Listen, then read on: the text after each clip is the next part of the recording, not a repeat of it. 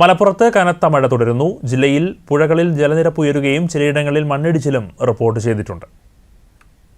വിശദാംശങ്ങളുമായി ഹരികുമാർ ചേരുന്നു. ഹരികുമാർ, ഈ മണ്ണിടിച്ചിലുണ്ടാകുന്ന സ്ഥലങ്ങളിൽ എവിടെയെങ്കിലും ഈ ആൾക്കാരെ മാറ്റിപ്പാർപ്പിക്കുന്നുണ്ടോ? എന്തൊക്കെയാണ് സജ്ജീകരണങ്ങൾ ഒരുക്കുന്നത്?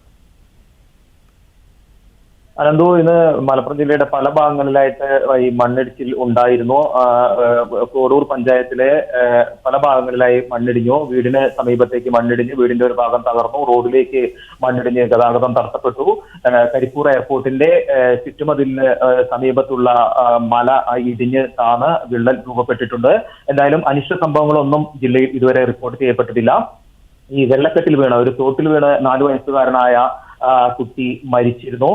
ഇതിനു പുറമെ ഒരു വീട്ടമ്മയ്ക്ക് മണ്ണിടിച്ചിലിൽ പരിക്കേറ്റിട്ടുണ്ട്. ഇതിനപ്പുറത്തേക്ക് കാര്യമായ ദുരന്തങ്ങളോ അപകടങ്ങളോ ഒന്നും തന്നെ മലപ്പുറം ജില്ലയിൽ ഇതുവരെ റിപ്പോർട്ട് ചെയ്യപ്പെട്ടിട്ടില്ല. എന്നാൽ ദേശീയപാതയിൽ ഇന്ന് വൈകിട്ടോടെ ഈ വാഹനം തെന്നിമാറി ഒരു അപകടം ഉണ്ടായിട്ടുണ്ട്.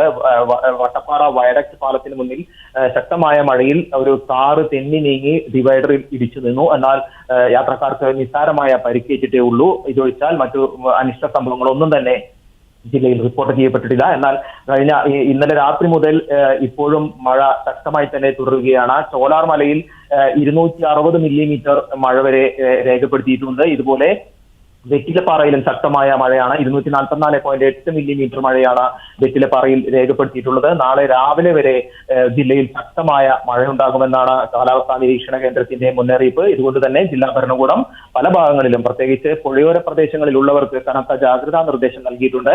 ഈ മല ഇടിച്ചിൽ സാധ്യതയുള്ള പ്രദേശത്ത് നിന്ന് ആളുകളോട് മാറാനും ജില്ലാ ഭരണകൂടം നിർദ്ദേശം നൽകിയിട്ടുണ്ട്. ആനന്ദവും ശരി.